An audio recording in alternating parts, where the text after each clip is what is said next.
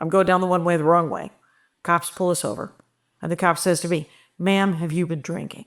And I said, "I am drunk." And he said, "Wow, wish you hadn't said that. Please step out of the vehicle." And so they impound my vehicle. They stick me in a drunk tank. I'm in LA less than a year. I was coming back from the Improv, and I was driving with my friend Amy, and we were going over Laurel Canyon, and a cop pulled me over. And the cop said to me, "Ma'am, have you been drinking?" And you would have thought I would have learned something. And I said, "A lot, but I'm good." Oh my God. And he said, "Oh, wow, please step out of the car."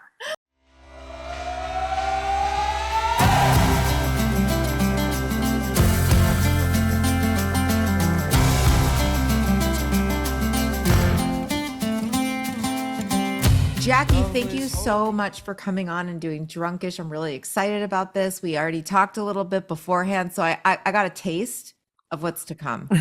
Of the madness. It turns out being a drunk is just part of the problem. So, Honest to God, and I just want to say this up front, my favorite guests so far have all been comedians. And no offense if you're listening to this and you were my guest and you're not a comedian, no offense. But I relate to it. Yeah, I have 1,000 episodes, 20 years of the Dork Forest. Some of my favorite episodes doesn't mean that every episode wasn't interesting. There's just some, you just kind of resonated.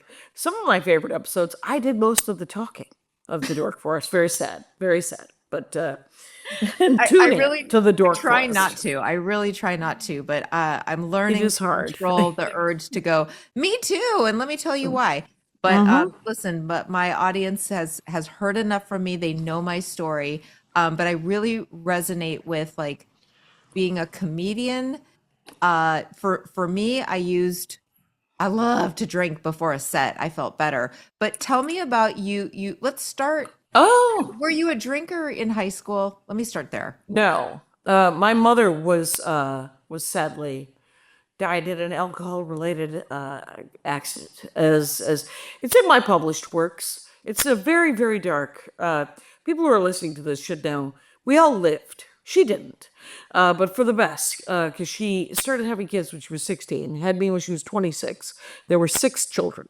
I assume she's in a heaven where there are no children under the age of 10. And I'm sure she watches from heaven and goes, "Oh, look, it all worked out. You didn't need me after all. Good for you." And she was very I think she was just she was incredibly frustrated, and had been a lot of hitting in her life, and so there was a lot of hitting in our early lives. And when she got it was my parents separated when I was like 3 or 4, and I think it was the hitting that set my father to go, "Ooh, I have a car. I'm going to leave." And then she had a boyfriend who had a motorcycle, and they were drunk, and the motorcycle flipped off an overpass, and they got run over by cars. Oh my God. Horrible death. But she died. He did not. In some ways, I think she was kind of the lucky one. He had like 2 broken legs and a broken arm. And forever. I mean, who knows what would happen afterwards with Harold, but I don't know. And he never came around again, and probably for the best. He wasn't dating us. Anyway. And how old were you when that happened? I had just turned 8. I was 7, almost. I had just turned 8, I think. So, in the joke, in the bit on my album, 7 works better than 8. 33 works better than 34. So she died. She was 34, and she had just turned 34. So, yeah. So there was so much. So I had there had been sips when I was a kid. The first time. And the thing is the longer I'm sober, the more I remember stuff, right? Because you just, all of a sudden, you're like, "Oh, right." And when my dad remarried, he remarried almost immediately. Her sister would have this annual Christmas party that had this amazing brandy punch that she was very proud of. And I was about 9 years old, and I got drunk on that brandy punch. And I remember now, and this is, I haven't drank in over 25 years. So, But I remember thinking, oh, this is great to not have to, because her family was so different from my family, and there were so many of them, and I already have 5 siblings, you know, there's just, but my dad was an only child, and so my stepmother was one of 5, and they all had kids, so it was crawling with humanity, and everybody smoked because it was the 12th century, and so there was just too much, smoking and drinking and just creepy jokes, and just the whole thing was just a drunken debacle. And so I didn't. Nancy rarely drank, and she was a super lightweight, so she'd have like a brandy old fashioned. We're from Wisconsin, and then I think in high school I had one friend in junior high, and we had a falling out. God knows, I didn't have any social skills. So this poor young, the kid was trying to be my friend, and I dropped the ball. And so, because I didn't know what the hell she wanted to hang. I was like, why does she want to hang out with me? I'm busy reading. And, but we went to see REO Speedway. We went and saw Heart together by ourselves. Okay. And then we went and saw REO Speedwagon in the World Series of Rock, and at County Stadium in Milwaukee. And she had gotten 2 guys, and I have just this year realized that was a double date, and she brought a boy for me, which actually is par for the course, because I've had any number of friends over my course of my life who have consistently, and I brought this guy for you, and I would just stare at them, and then they would be like, oh, we're not going to do anything. Anyway, but yeah, I'm still stuck there back was a on REO six-pack. Speedwagon because Yeah. still love REO Speedwagon. I have really some of the worst taste in music. Argued about it with Jimmy Pardo before. I'm a top 40. Oh, Jimmy Pardo, no leg to stand on. Man who knows. His episode of the Dork Forest where he named every member that's ever been in Chicago without a cheat sheet.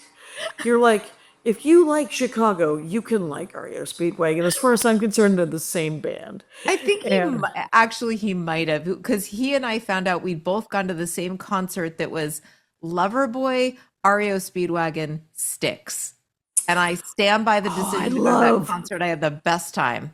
yeah, there's something wrong with that lineup. It was April Wine, a one-hit wonder guy. They opened for REO Speedwagon when I went.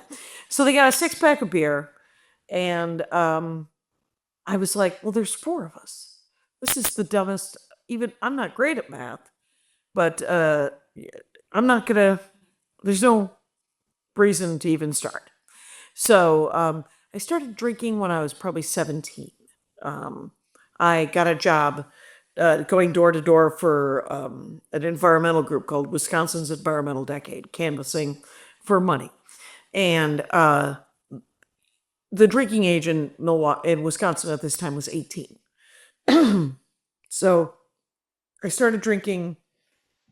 Like, I remember I got my first check from that job when I was 8, and I just turned 18, and I spent it all. I went and I drank it all, and then couldn't go to work the next day. And no one was shocked because it was a job canvassing for an environmental group in 1983. So, and then I went to college, and in the 80s, in the early 80s, well into the late 90s, was just an excuse to drink, to day drink, to morning drink. And I drank, and I drank, and I drank, and I drank. And then I started doing stand-up, and then it was free. So, yeah. And So then you I started doing stand-up really young, 19. 19. Yeah. And you loved it. You were saying this right before I hit record because I was like, save it. Save it. You felt addicted to stand-up immediately. Immediately. We had never watched stand-up as a child. Oh, you hadn't? No Cosby, no Carlin, no Pryor. Oh my God, that's all I did. Steve Martin, Robin Williams. Your dad was a I had comic. records. Yeah, my dad was a comic, but I didn't live with him. But I just was obsessed with the art form. Right. And Well, I he was your listened dad. over and over and over and over and over to like the Yeah. Steve Martin. Yeah. We My dad would only listen to sales motivational speakers because my dad's a sales guy. So Zig Ziglar, sell the sizzle, not the steak. And then my brothers had some music. We had a record player, obviously. And then Dr. Demento would occasionally play stand-up. I distinctly remember 3 things about stand-up comedy when I was a child, which is proof that I'm completely addicted to stand-up comedy, I guess.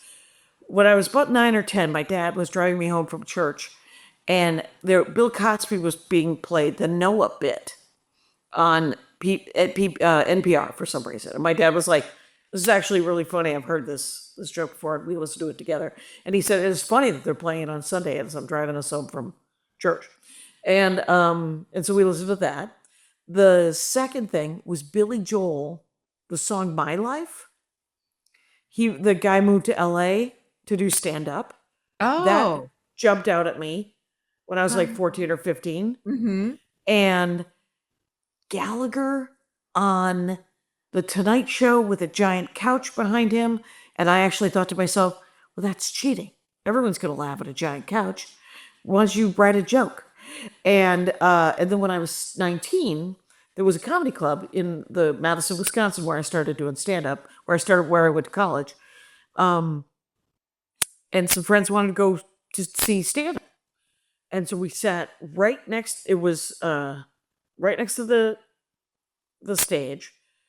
I didn't know how to drink or how to order drinks, but I remember my stepmother telling me that when a waitress brings you a drink, you give her $1. So every time she dropped off a drink, I'd give her $1. And so she came back. She was like, yeah. And so by the time the headliner was up, I was wasted, completely hammered, and I heckled. First time I ever saw stand-up comedy. I heckled, and it was Sam Kinison. Oh no. Oh, he tried to mop up the floor with me, but he was coked up. So there was no, like, essentially, he was having such a hard set. It was before he blew up. It was right before he went on Letterman and made Letterman fall on the ground and laugh. Mm-hmm. And so he had said something like, "I'm from Peoria," and just there's nothing worse than a heckler. But his timing was slightly off, and I was drunk in the front row, and I said, "Sorry," which of course is Good the dumbest. heckle. Good, well, and he tried to mop up the floor with me, and I wouldn't shut up. I'm sure he had some great singers. God knows what they were. But the manager eventually came over to me and said, "Hey, open mic is on Sunday. Shut the fuck up." And so I came back 3 weeks later, and I did stand up ever since. So did you write jokes before that? Or did you just you strike me as somebody pretty fearless? Um, Or were you like, I'm gonna wing it? I have a couple of things I think I oh want to no, talk no, about. open mic. I had like 3. This is whenever anybody says to me, "I want to do stand up comedy. How do you start or whatever?" I'm like, "Well, you go to an open mic. They only give you 3 minutes, so come up with 3 things you want to talk about, with punchlines or not, but just things that you think that are funny." Unless you can write jokes right out the bat, which I never could.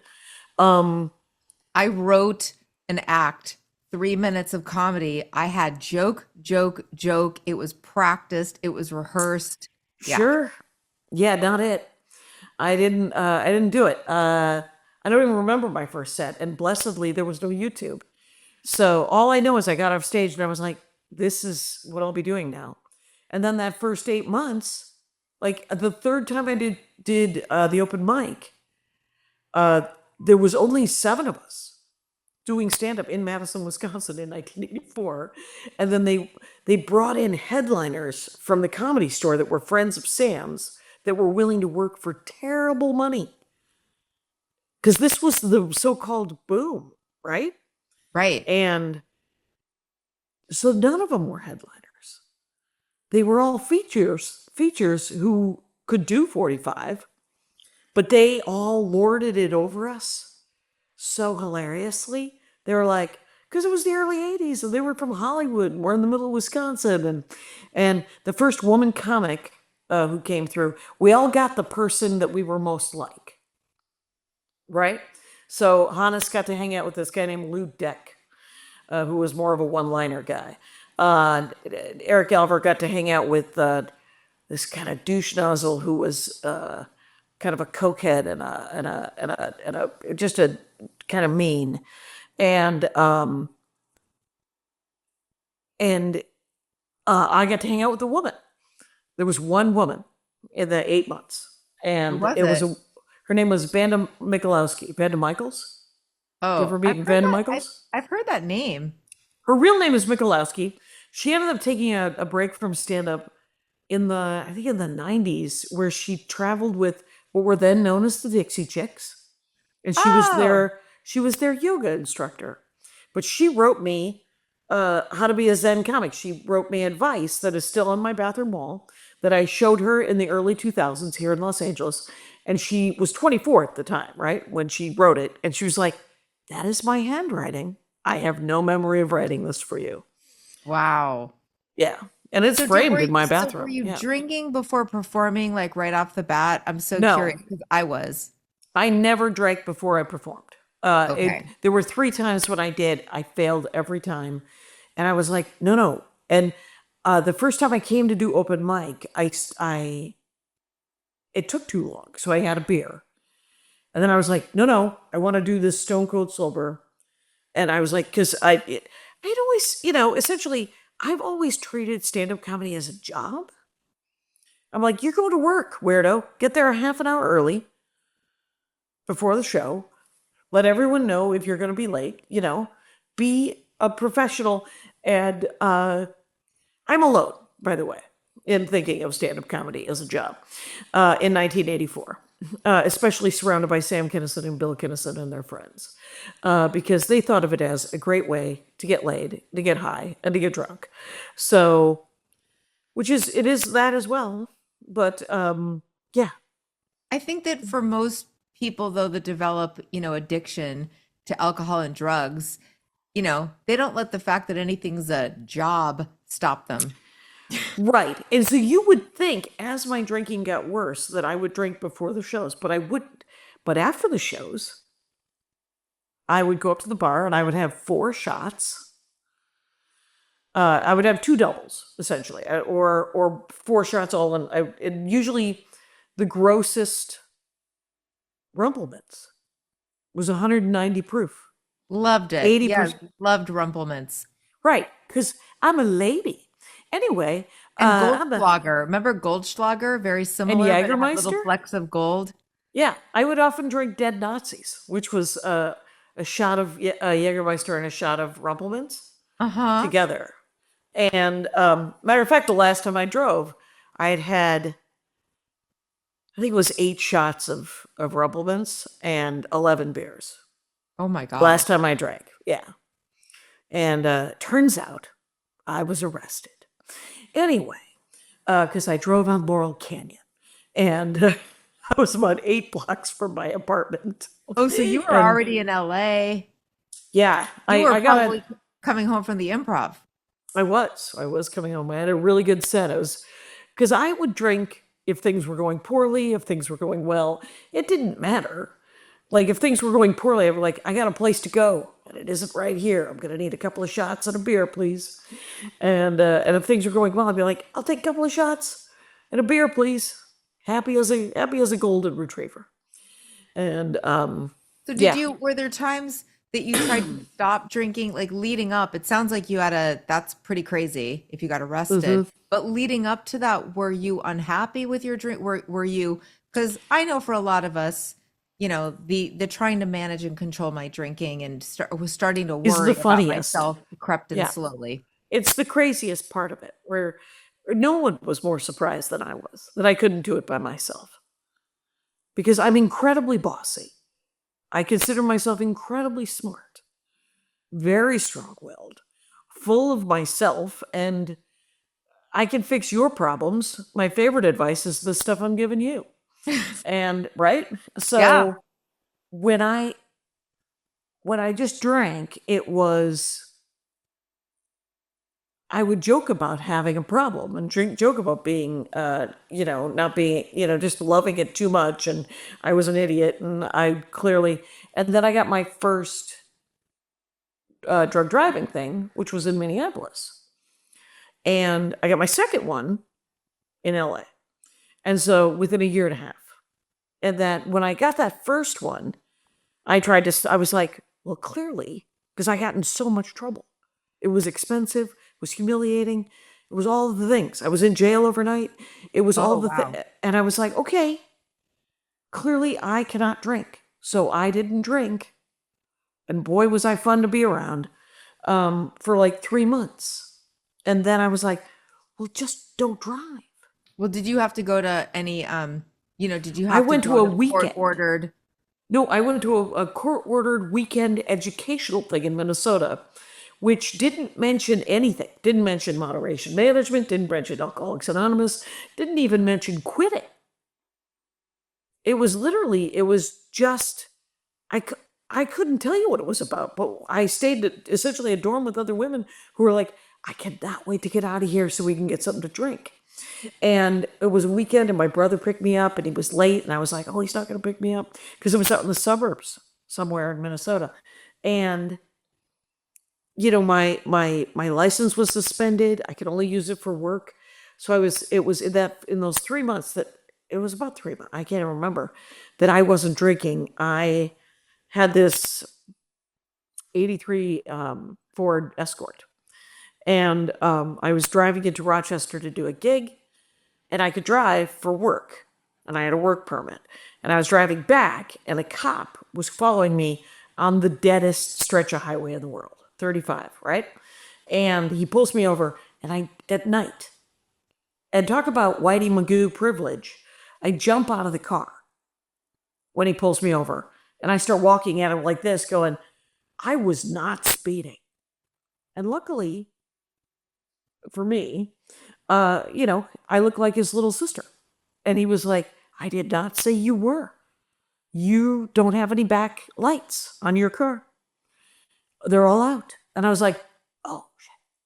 And he's like, can I see your driver's license? And I said, I had a problem about 2 months ago. So I got this piece of paper and I just, and then he's showing a flashlight. And I have one of those ginger beers that looks like a beer bottle on the floor of the back seat. And he goes, tell me that is not an old empty beer bottle. And I said, it's ginger ale. It's that fancy ginger ale. Do you want to see it?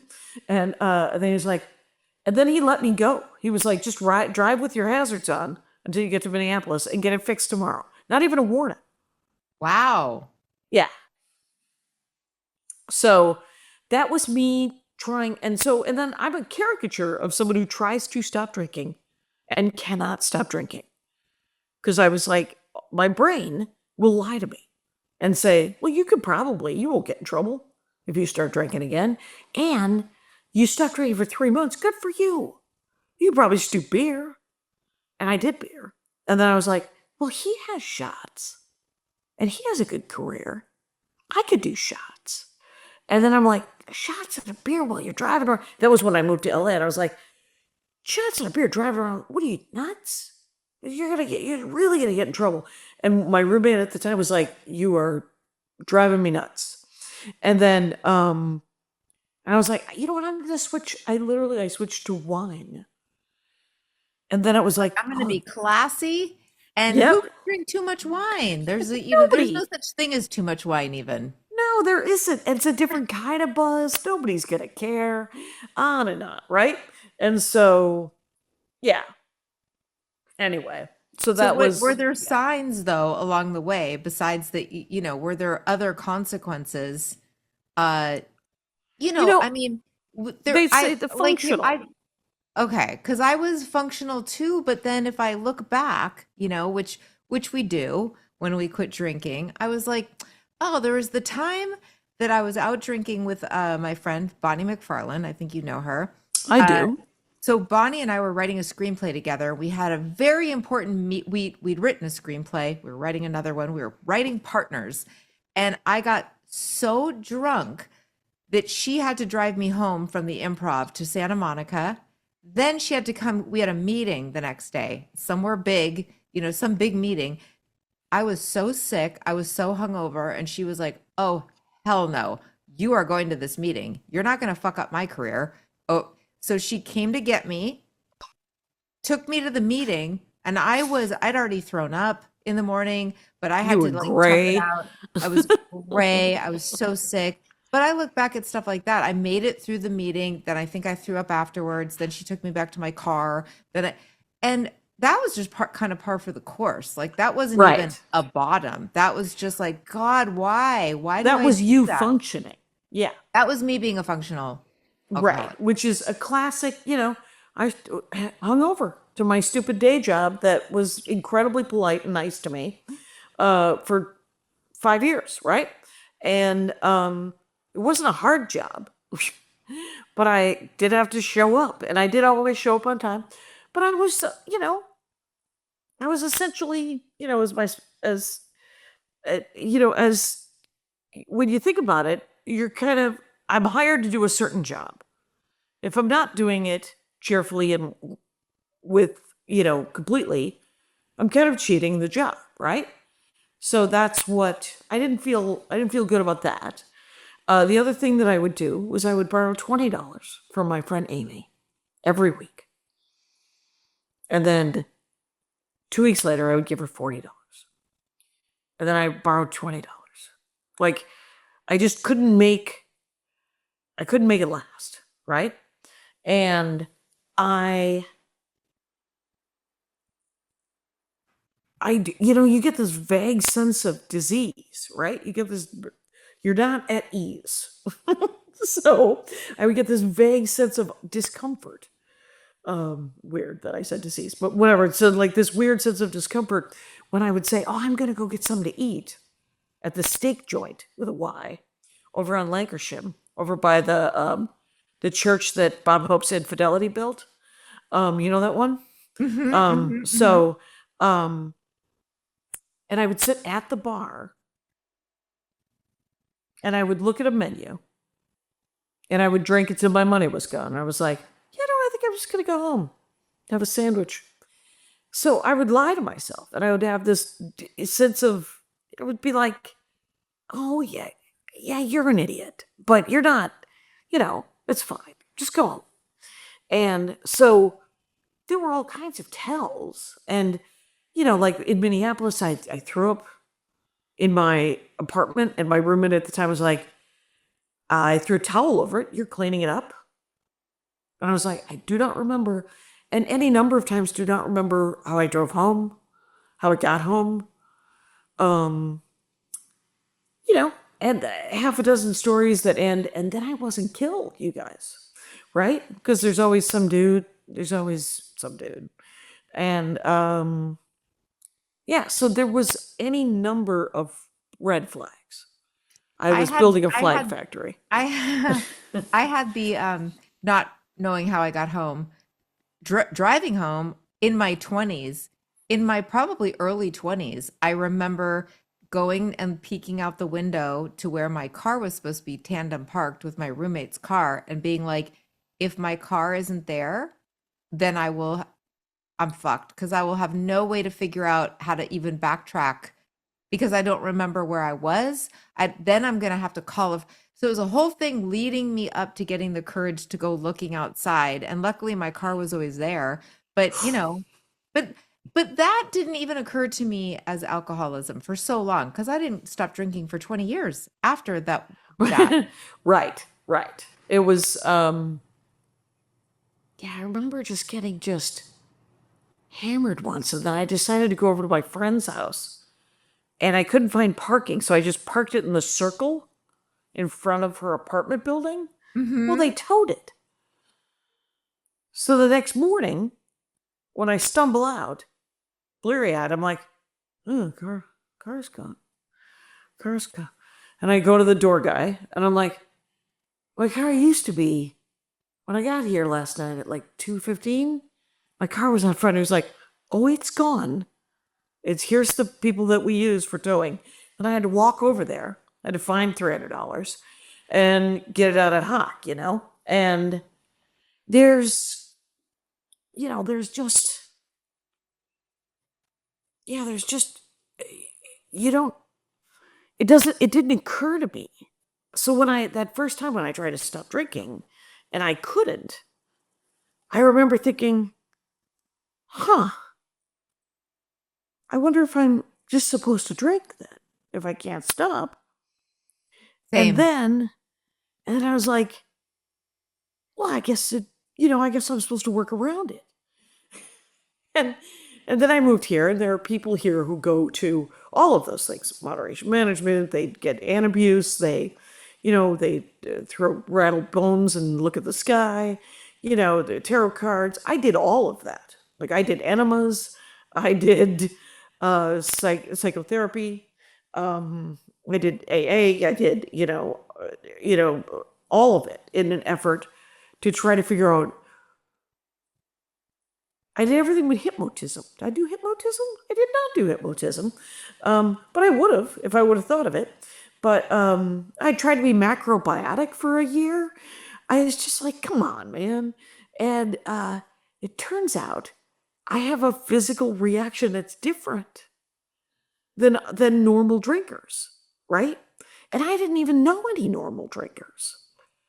So when I read that in the book, because there's the A book will tell you, it will say there's a doctor's chapter, and it explains sort of the physical reaction, and only like recently have I thought to myself,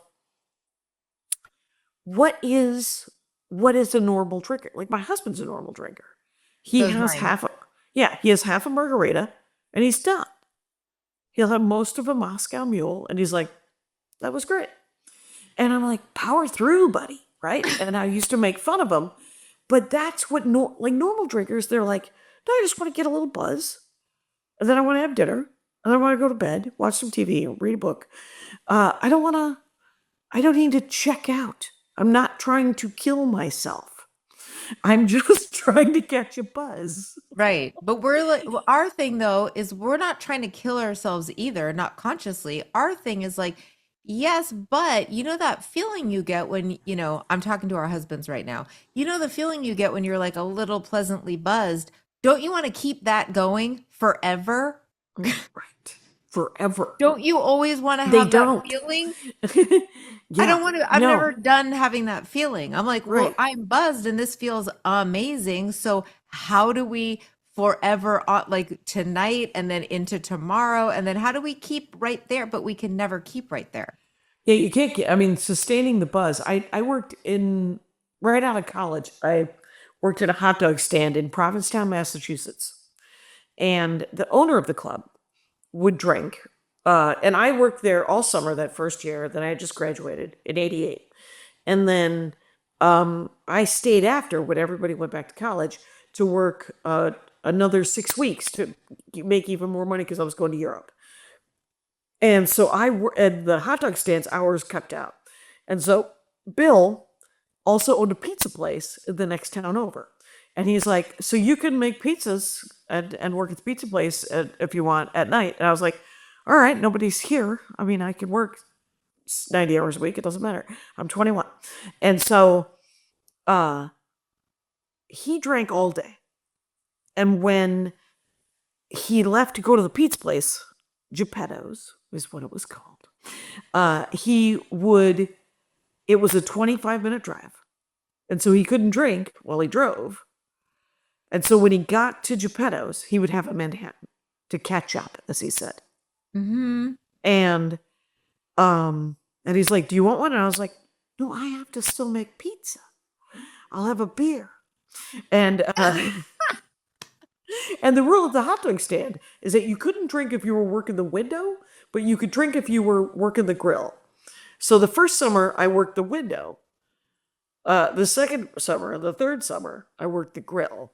And because it was attached to a restaurant that had a full bar, and you could get free booze from the full bar. So, and those were the 3 times I tried to do stand up. There was a jug band at the bar, and on my birthday each summer, I was like, guys, is it a set? And they're like, yeah. And it wasn't good, turns out, because I was shit-faced. Anyway, so, but those are the only times I ever tried to do stand-up drunk. It was unsuccessful. Yeah, I was like, I love stand-up too much to try to do it drunk or high or coked up or anything. So you're starting to realize that drinking's first you realize maybe I should just be a drinker and embrace that, but you're still kind of trying to quit. And then Or was your control it wake-up at call least. the going to jail? Yeah, the second DUI. Yeah. And because the week before, my roommate had said to me, 2 weeks before, she said, we can't live together if you drink. Because every time you leave the house, I think you're going to die. And then I'm going to have to clean out your room. And I don't want to. And I was like, okay. And so for 2 weeks, I didn't drink.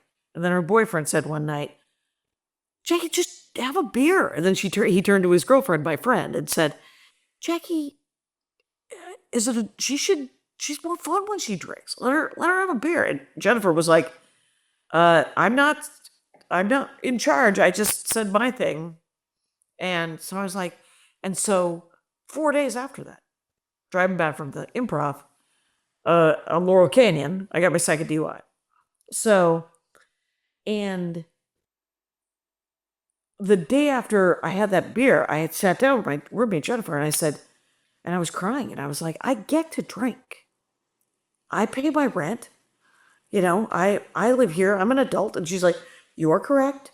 And later, when after I got that DUI and after I stopped drinking, she was like, nothing was so shocking to me as when you burst into tears and told me that you got to drink because you were an adult, because you literally thought that you were throwing away our friendship. She was like, I could tell that you thought you were gonna break our friendship, but you chose booze anyway.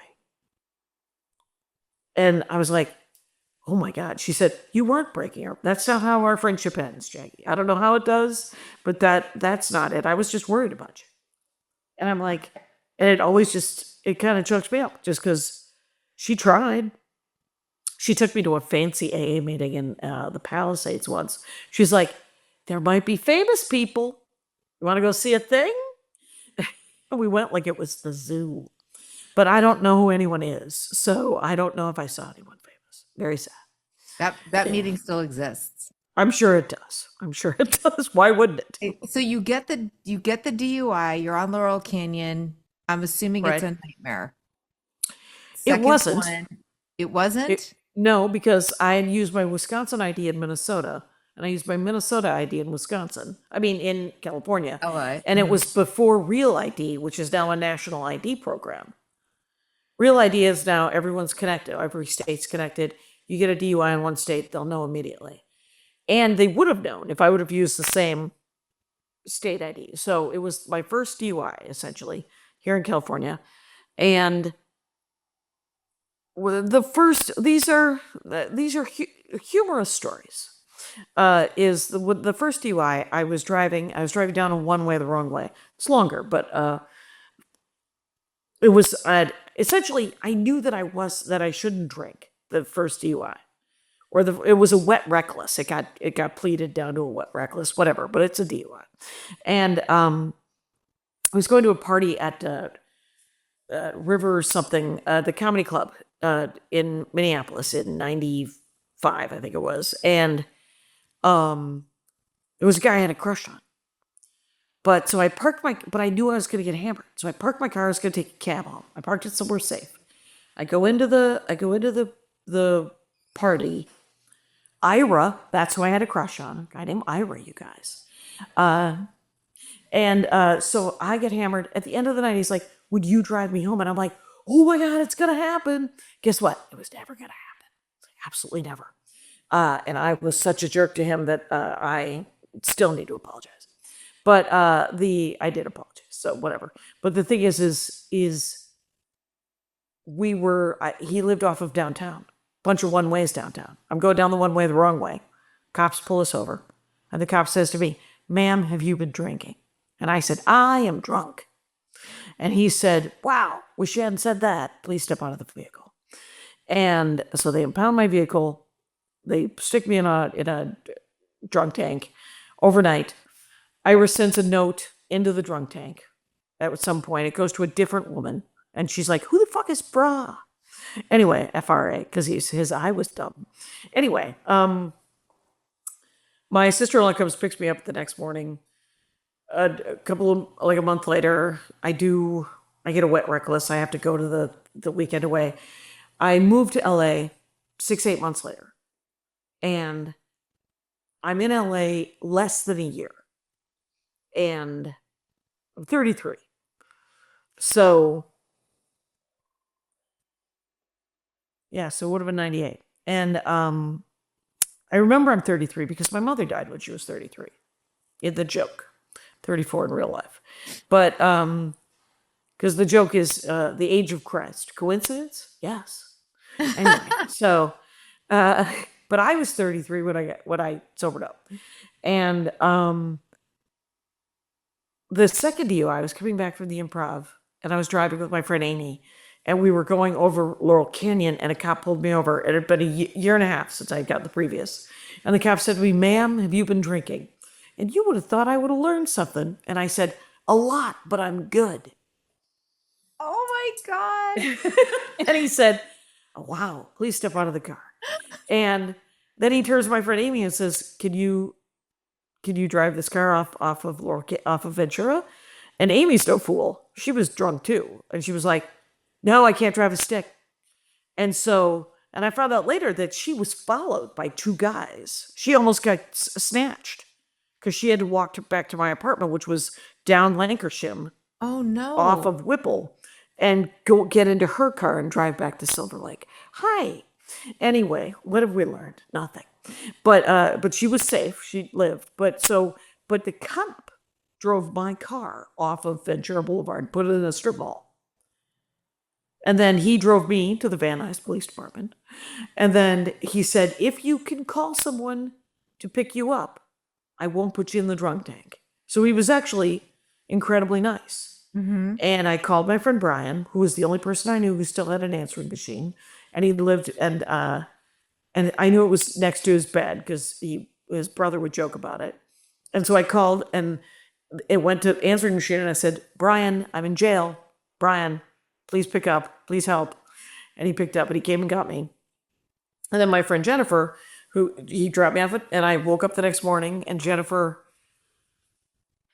I was like, yeah, the worst has happened. It has happened.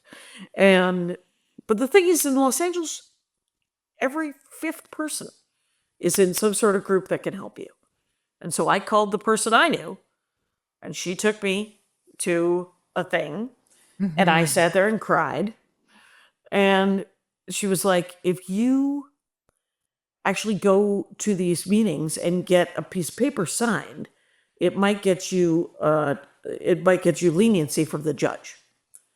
So the trial was in like a couple of months. So by the time I went, I had been to like 90 meetings in 90 days. And by then I was like, I don't know how to do this alone. And so I do it with people. People help me. The book helps. A lot of, it's not something I could fix by myself. So The tricky thing yeah. is the expectation, when you go to a meeting is like, well, I'm different. So these people are not going to be like me and they're not going to get me. Because especially comedians, we think addicts in general think they're terminally unique, but comedians, of all the terminally unique people, really think like nobody gets us. We're very special. We're a lot smarter. We're fun. We have a better sense of humor. We're not like other people.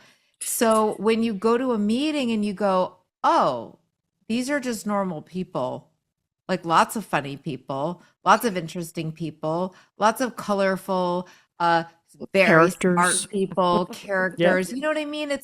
Then it really takes the sting out of it a little bit, because I had such a thing in my mind of like, this is the last place I want to be. this is admitting total defeat. I'm going to be surrounded by a bunch of just corny ass slogans. I'm just Right. not Goody like that. two These shoes. Yeah. basic people are so basic, you know? And I was very pleasantly surprised by all the very interesting, cool friends I made, and that idea that you said, which is the such an important thing, which is like we don't have to do it alone. Right. And I can't. That's what I've figured out. And the thing is I went in and I was like, I don't know what this is because I didn't. And you don't really. All you know is that whatever I'm doing is definitely not working. And I've been going to therapy for a while. And I talked about my drinking. And she was like, you should go to this free thing because I'm expensive. And I'm just like, nah, I gotta keep trying to find the money to do this. But she was also very funny in retrospect because her whole thing was, if you are gonna get better, you have to not turn these sessions into stage time. You can't be funny here. I'm not gonna laugh. You're gonna waste your money, and I'm giving you a sliding fee scale, so we're gonna cancel it. So you have to either be sincere or get out. And so I had been trained sort of in sincerity by my therapist. And because I was so desperado when I went into the meetings, the sincerity is important because there's the honesty and the sincerity is the only way that I can hear the advice, right? I can hear the solutions to figuring out how not to go mad, how not to beat myself up about stuff, how to know how to. I remember, and this was probably 6, 7 years ago, I had a couple of realizations. One was about the honesty in the program because it's very important that you be honest. And I was like, oh, I get it. We're just a bunch of goody two shoes now that we don't drink. We're boring and we don't drink. And you're like, It occurred to me that that's not why I have to be honest. I mean, I wasn't raised to be honest. First of all, I had come from a long line of salespeople, and we want to make the sale. So what I've learned about honesty with my being sober is that if I haven't lied, if there aren't any, if the one big lie can't hide, there's a table, there's nothing. If I lie about just even white lies or even, just random stealing or whatever it is, it barnacles onto the big lie until the big lie is hidden. And the big lie is that I can drink again. So that the physical reaction that happens when I start drinking, where I don't know what's going to happen, I might, most common thing that happened was I ran out of money. But it would be, there was very little option for me to run out of booze, right? Like I once drank with this old guy, and I was 23, he was probably early 70s, and we drank all night, and then he started hitting on me, and I was like, what? And it's 2 in the morning, 3 in the morning, and he was like, telling me how sad he is and how long it's been and how lonely he is, and I think, I could fuck him, it wouldn't kill me. And so I tell the story sometimes on stage, because I put my hand on his leg, and I swear to God, he came. I never felt so powerful as a woman, Stephanie. Anyway, in the car, at no time did I touch the little soldier from the big war, by the way. And but we drove to his apartment so he could change his pants, and then he would drive me home. Or that's what he said. But we get up to his apartment, and he doesn't have any booze. And so I turn around, I walk out into the night. I'm in a part of Milwaukee. I don't know where I am. I remember running into a grad student from the University of Milwaukee, and I had sex with that guy. But I don't remember like, he put me in a cab afterwards, very gentlemanly. And, but I don't know why, because I don't remember Darla's, I was staying with my sister. I don't remember why I knew her address, but I must have had it memorized. And, but there's like 6 of those stories where that's the big lie. The big lie is that I don't know what's going to happen. Most likely, I'll just drink and go home and not die, or I'll drink too much and I'll end up with some dude, or I'll drink too much and I'll say something or I'll do something that's unfortunate. So I don't lie at all now. There's, and it's not to be a goody two shoes, it's to protect myself. The fact that I'm a decent human being is a side, it's like just a side effect. It's an unforeseen good thing, whatever that word is, from the fact that if I need for me to stay sober, I have to be completely honest, because otherwise my brain will lie to me and tell me that I can drink again. And the other thing I learned, because I had an unfortunate legal problem where I had a heckler who harassed the fuck out of me and then sued me and said that I had attacked him. But he had backed me up against a wall, and so I pushed him. So I put hands on him. So it went to trial, right? So there was a big thing. And the comedy club sued me because they were afraid I was going to sue them for not protecting me. And they preemptive. And I was like, what's happening? And so I was terrified, I was scared. And I learned how to tap into something. You know, there's a lot of talk about the word God is bandied about because it's an easier word than other words. And a lot of people are raised with mean gods or mean purveyors of their God, or the whole situation was a mess, right? I was very lucky that the church of my childhood was just, it was in Armenian. I could believe whatever I wanted. And it seemed to be mostly be like the nice man in the picture and then go get your dad some coffee. So I didn't have a problem with God, but I had never asked God for help. I had never asked anyone for help. I help you. You don't help me. I'm a helper. I don't need any help. I figure it out myself. And it was another instance where I had to learn that, and I don't know what God is. No one does. And if you do, well, congratulations. But like sometimes my God is the God of my childhood. Sometimes it's a Roman pantheon. Sometimes it's just the wind and the earth and the whole idea of the universe, because it's bigger than me. And I can't control it. And I don't know where it came from. And you could even explain it to me in scientific terms. And I'd be like, but what about before that? And I used to, you don't know that either. Because none of us, you can't know. But all I know is that I'm not God. And so sometimes I have to sit in the pain of some part of my life. And just, because my brain will also use that as an excuse to drink. It's like, well, you know what would feel great right now? Shot in a beer. By the way, it's never just one drink. It's always 2, which is a real red flag.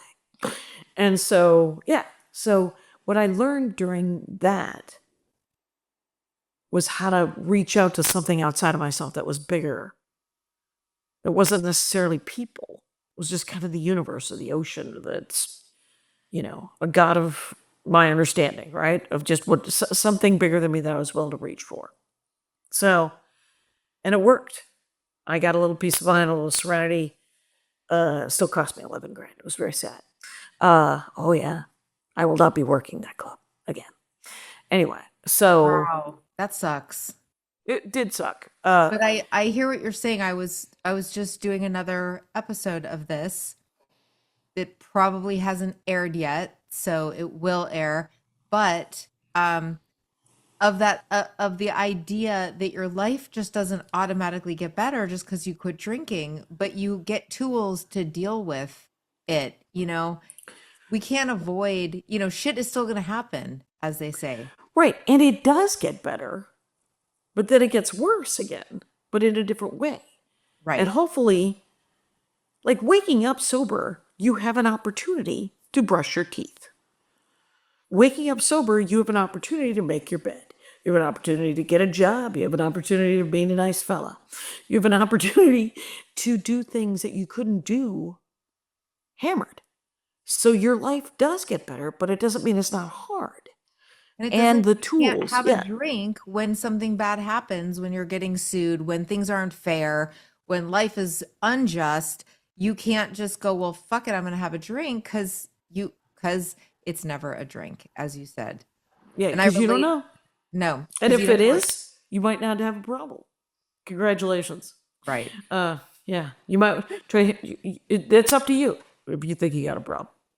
What a great episode. What a great, Oh, I want to leave thanks for letting people me. with that. Like, it's up to you. If you have a problem, you have a problem. If anything we've said here today resonates with you, then it's something to investigate. And if it doesn't resonate with you, then you heard some funny stories. That's it. There were And some funny stuff. stories, you guys. You should totally listen to my podcast, The Dork Forest. Yes, please tell us where to find you. You do a couple of podcasts, right? Do you also Right, do I have the one with one with Lori? Laurie Kilmartin, Jackie and Laurie Show. She always calls my drinking days, oh, you mean when you were fun? And I'm like, oh, that's someone who didn't know me. Congratulations. Can I borrow $20? And then I have a new album called Altercation, new special. But if you go to my website, JackieCation.com, you press on the giant altercation thing, you can watch my specials for free, listen to my albums. Wow. All of it. It's all on YouTube. So I got a couple of podcasts. The albums are free. I tour all the time. I do Zoom shows if you like to watch stand up on Zoom, and you live in rural Canada and can't get there. I love But that. How thanks often for does your podcast come out? Is it once a once a week. week? Once They're a week. both once a week. Yeah. Okay. Dork Forest on Tuesday, Jackie and Laurie on Wednesday. So Okay. Well, thank you, Jackie Kashian. Thank you, everybody, for listening, and we will see you guys next week. Bye. Like